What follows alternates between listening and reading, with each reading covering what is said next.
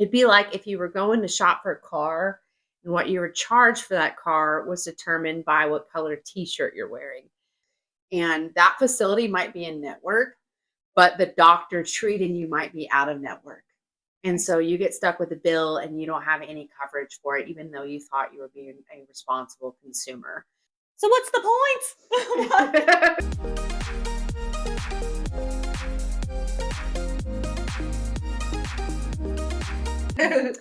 Hey everybody, it's Chelsea here, and my guest today is Lauren Sublett, the owner of Music City Health Advisors.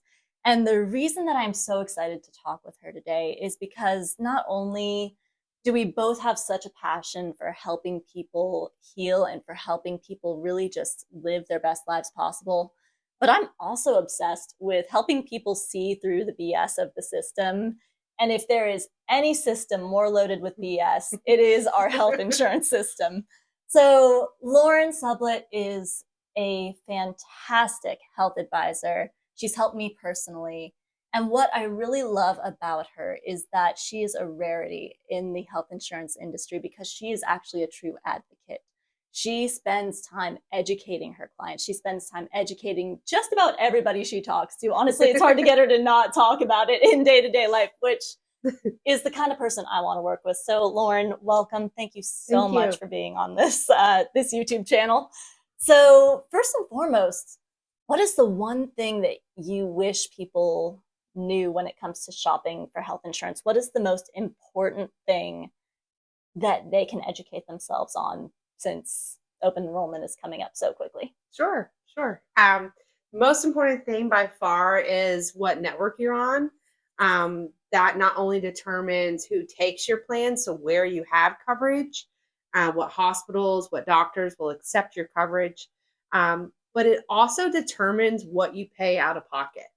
One of the dumbest things about our healthcare system is what you pay for your doctor's visit or that procedure is determined by your network.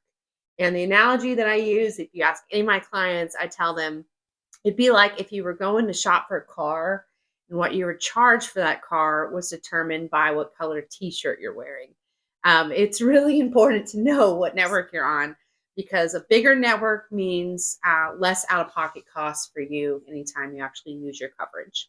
So it really is just that random. I mean, even does it depend on what city you're in, as far as like if you're rural or if you're in a bigger city? What are your options if, let's say, you live out in the sticks?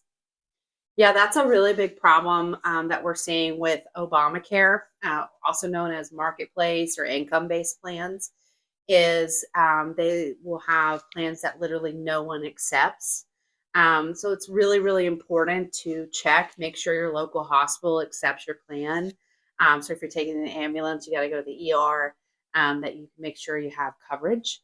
A big problem in this country is called, there's even a term for it because it's such an epidemic. It's called surprise billing. And that happens when you think you have coverage, you go to the ER, you're taken to the hospital, and that facility might be in network, but the doctor treating you might be out of network. And so you get stuck with a bill and you don't have any coverage for it, even though you thought you were being a responsible consumer. It's a huge, huge problem. So you want to be on the biggest network you can. And that's another reason why it's important to get the best coverage you can while you're healthy, so you can get on a large network and go anywhere you want. Oh my God. So there's all these little sneaky things that healthcare companies and health facilities can do. So, I mean, how important is it for people to be educated, and how do they go about educating themselves so they don't just point and click and get something that doesn't help them at all? Yeah.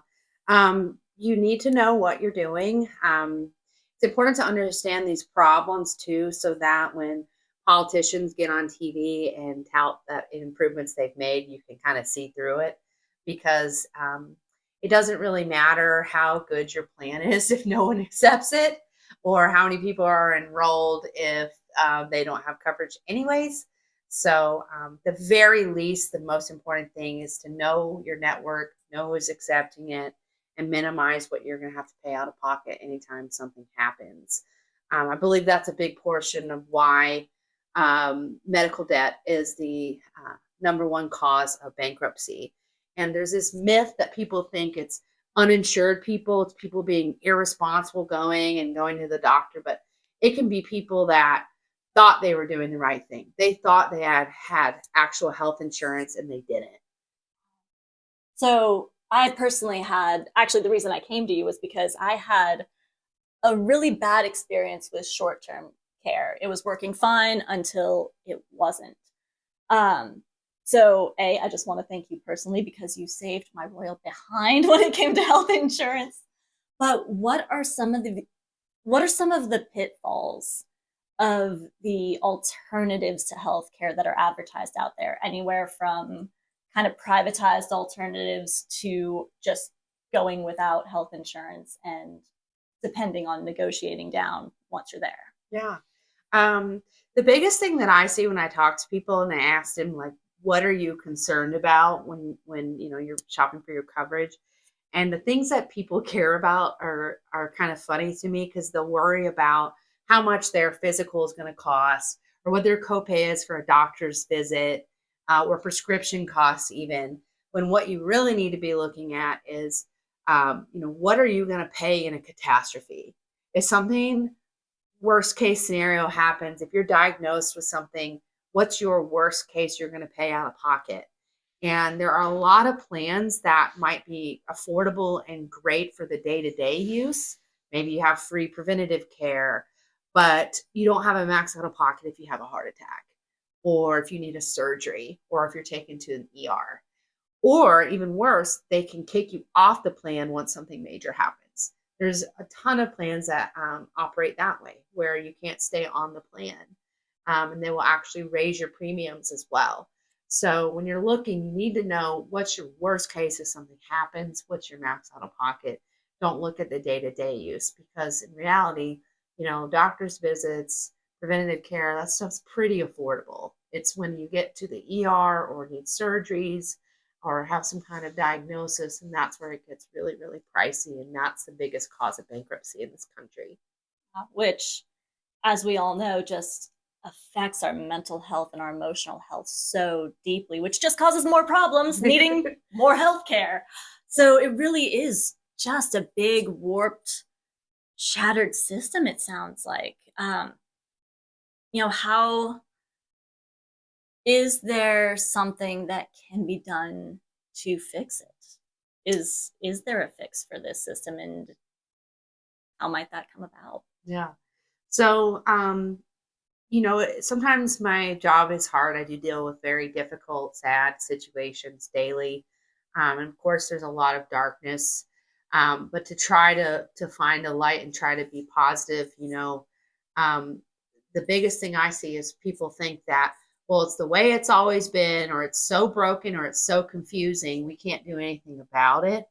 And so we just kind of throw our hands up in the air and we don't do anything. Or the government might give you 50 more bucks to pay for your premium that you can't use anyways. So the very first step is education. You've got to learn the problems. And even if you're healthy or even if you're wealthy, you need to care about the other people that aren't. So the first step is understanding, what are the problems? How do we get to this point? And also looking at other countries and how their healthcare system works, because we are behind the rest of the Western world by far. Everywhere else has universal healthcare. We are paying more and more for basic services each year, and we're getting less. If you look at the proportion of our economy that goes to healthcare costs since the 60s, it's been tripling and quadrupling, and we're getting less for it. We have really high infant mortality rate, and we have the largest cause of bankruptcy being medical debt, which I can't emphasize enough. So the first step is understanding that we're behind, and I believe that we will never have a healthy, functioning economy until we have a healthy healthcare system.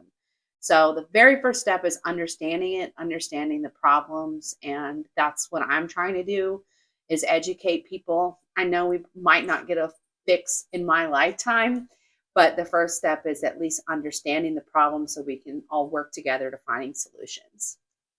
So I'm gonna challenge you a little bit on this one because, quite frankly, I don't like the government doing anything with my money. I truly, I don't know if I don't think anyone's evil, but I definitely don't think they're going to be smart with my money. So, what has taken the United States so long to catch up to the rest of the world if it does plan on catching up with the healthcare system? What keeps us from saying, okay, full-fledged, let's just go universal? I think a big part of it is a lack of social capital. So that's just the lack of faith in our government's ability to solve problems and to act in our interests. So that's a huge problem. But I mean, even within to try to find some positivity, even within this country, I mean, I'm licensed in just about every state you can be. And there are very big differences in certain states. Some states, the costs are out of control because the state doesn't function as well as other states do. So really what care you have access to and the costs and all that are really determined by where you live. So if we can at least start looking state by state and seeing like where is it working, where is it not. But yeah, as far as long term, we need to figure out because right now we don't have a free market when it comes to healthcare. There's only a few companies that really run it that you want to be on, as far as making sure you're in the best position. And then we have huge corporations buying up facilities all over the country to where there's less choice. There's less facilities you can go to, which means that they can set the prices for procedures. So there's no competition driving those prices down. But also, we have a shortage of healthcare workers and less jobs for doctors and nurses when they get out of school because there's less facilities. So, we don't have free market right now in it. We have just a few few corporations really setting the tone for the whole country. And that's a big problem. So wait a minute. So that whole idea of the free market is really an illusion then. And what's really interesting to me, and that actually, it shocks me. So we have I even know personally, more people going into medically related schools so that they can come out, they can be nurses, they can be doctors, and they don't have the jobs for them. They don't have the jobs. And, it's really keeping people from wanting to go to medical school because there's not a job for them when they get out. So we're going to keep seeing this be a problem. We're literally watching our healthcare system in free for all right now. We really saw it during COVID. Really saw where we had ICU beds in parking garages here in Nashville. Yeah. So we have a need. We have an aging population, a bigger population we've ever had. We have more of a need for healthcare workers than ever. But there's a shortage because there's not enough facilities. So this is what I mean about the system. Like, it's a whole big system, and a lot of us really just don't have the resources to see through it at times. So I'm super grateful that you're talking about all this, because this is all things that I wouldn't have known, certainly. So getting back to health insurance specifically, I think this might have actually been a conversation that we had when I was signing up for health insurance. What about somebody who's healthy? What about the person who's never smoked, barely drinks? Do they still need health care, especially when it can cost, upwards of $300, $500 for a plan? Mm-hmm. Why do they need it? Is there any kind of grace period where they can go without coverage? Yes, that's a conversation I have a lot with my friends and family and clients. When you really start to understand how broken our healthcare system is, you realize that once something happens to you, and I don't even mean like cancer or a heart attack, I mean like you develop an autoimmune disease, you have no options. I mean, you're just so limited. And, I would say we insure our car, our house. You need to make sure you protect your health. My pets have better health insurance than I do. I mean, because that's the thing is you can get the best coverage you can while you're healthy because it'll be more affordable. There are even plans that are guaranteed renewable that you can stay on. Once you're approved, you can stay on them until you get on Medicare if you want. And that's huge because a lot of plans can kick you off when something happens, or if you don't have insurance, when something happens, you have no options. I had a client who was perfectly healthy, a dear friend too, that was perfectly healthy, 26 years old, luckily had the financial means to get on a good plan. And within weeks of getting on the plan was diagnosed with lupus. And once you have it, you're so limited. Autoimmune diseases are huge. I talk to someone every day. So anyways, the whole point is getting on the best coverage you can while you're healthy, because once something happens, you're so limited. And the answer isn't Obamacare, honestly. We need to make that might be a separate conversation. There's a lot of problems in it. I feel like we could talk for like 3 months worth of episodes and still not even scratch really the surface. But the thing with Obamacare is it's not all created equal. So it matters where you live. Some cities and some states have better options than others. So it's, if something happens and you're stuck with those options, you might be in a state that doesn't have good options and it'll be very, very expensive for you. So what's the point? What is the point of being on a plan that doesn't even see? This is why I think it's so important to educate yourself. And you taught me that. And honestly, I can't even tell you how grateful I am for all the time you spent on the phone with me, just actually making sure, because I think I actually did want to hang up. I was like, okay, enough, Lauren, I get it. Just get me something good. And you're like, no, this, and this, because we really don't know what we're getting. And if you're on a plan that no hospital in your area accepts, you really are just throwing away money anyway. And again, it all contributes to the financial stress that we're going through right now. So I'm an advocate for saving money, let's face it. But now I'm going to kind of bring up something we actually talked about before we got on camera. And that is, what do hospitals not tell you when it comes to your insurance policy, what's covered, and the people who come in without insurance? Because I feel like this is something that's so denied and secretive. I feel like this is actually a big bomb drop that we're about to do. So what's something that they're not telling us? That you are treated differently when you don't have insurance. And my dad is a physician and he will tell you he didn't care. He will treat anyone. He doesn't care what they have. But not every doctor is like that. And not every hospital is like that. There's a hospital here in Nashville that literally will not see you if you don't have insurance.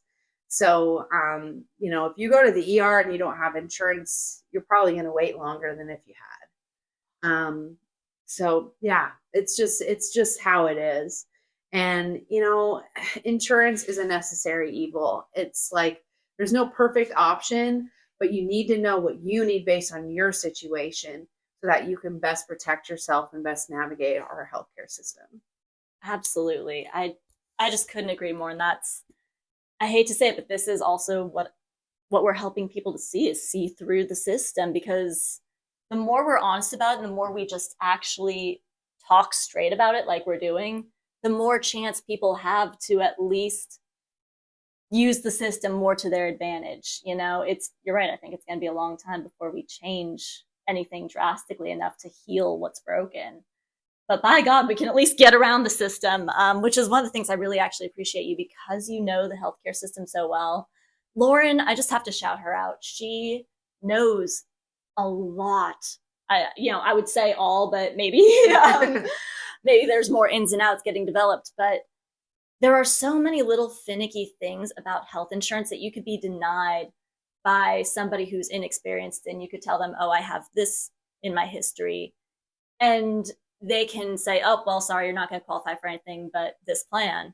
Whereas all Lauren did was take maybe about like an extra 15, 20 minutes to see where that thing in my history was coming from, the provider and everything like that. And she said, no, this is actually possible for you. So I think it's super important not only to educate yourself, but to work with someone who's educated. And I'm going to get real kooky on you. If you get a bad vibe from somebody, if you get a salesy vibe from somebody, have your guard up. I'm not saying they're a bad person, but there is also there are people in your industry that are just out for the sale.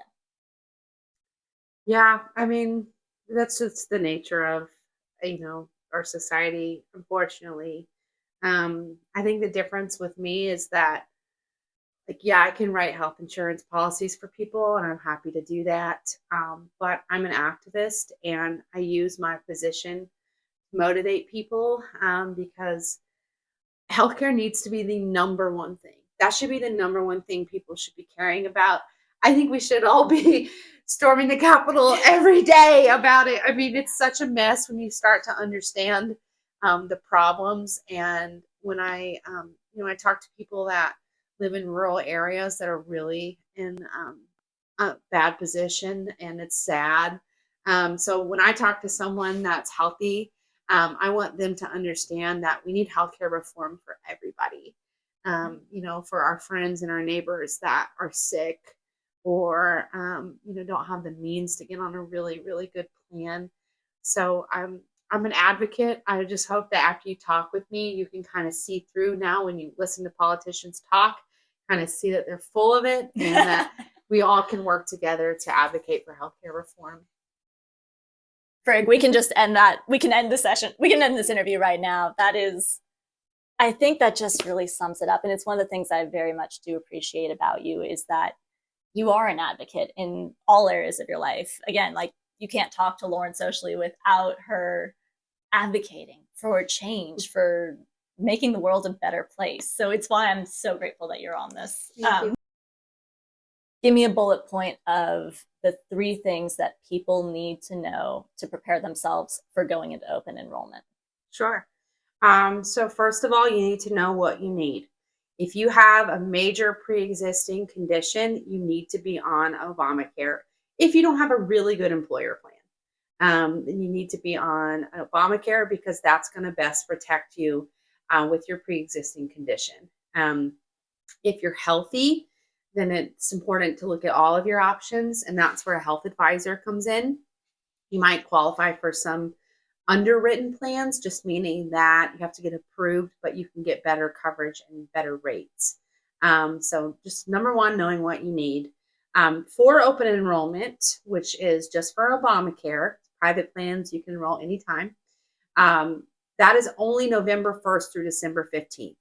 So you have to enroll in that time, and then your plan would start January 1. So you've got to look at those plans every year. You have to re-enroll. And I think it's important, no matter what, to look at all of your options, because they do change every year. So yeah, look at Obamacare, look at your options. And when you're looking at those plans, the most important thing is to make sure that your doctor and your local hospital accepts it.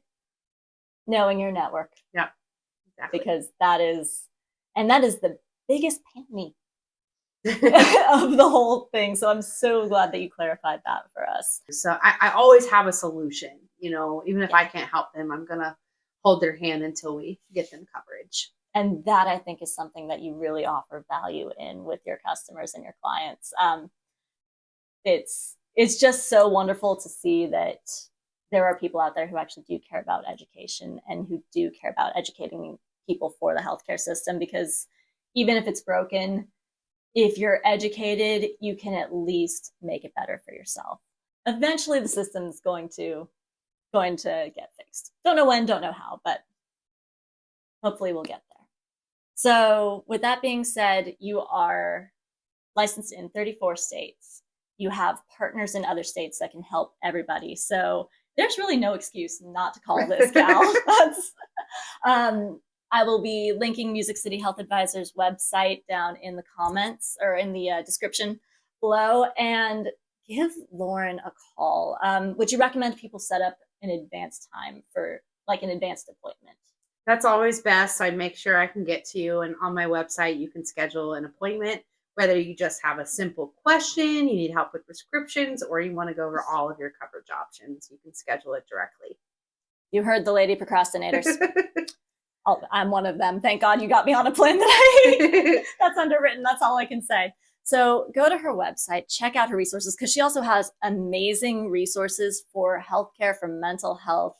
And for you music lovers, she is also a great advocate for local musicians out here. So please do go check out her website and let her know that this video was how you found her, so that we know to keep making more videos to help you out like this. Hey guys, I hope you enjoyed that interview. I know I did.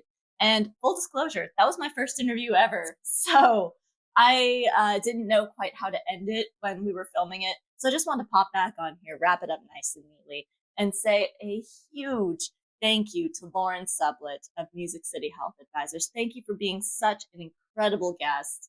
And she is, y'all, I'm not even joking, one of the most knowledgeable, most ethical, most caring health advisors I have ever had the pleasure of meeting. And if you are confused about health insurance, whether it's open enrollment or even just life situations, if you're starting a business, she is a genius with small businesses. So I'm going to link her info in the description below. Go check out her website. She has a ton of great local resources as well. She's a huge advocate for, like I was saying, musicians, mental health, small local businesses. She has a ton of fantastic resources to help you get what you need so that you don't get caught up in this healthcare system that we're in. So thank you so much, Lauren. I can't wait till the next time I have you on as a guest. And for the rest of you, have a great day. I hope this video served you. Happy healing.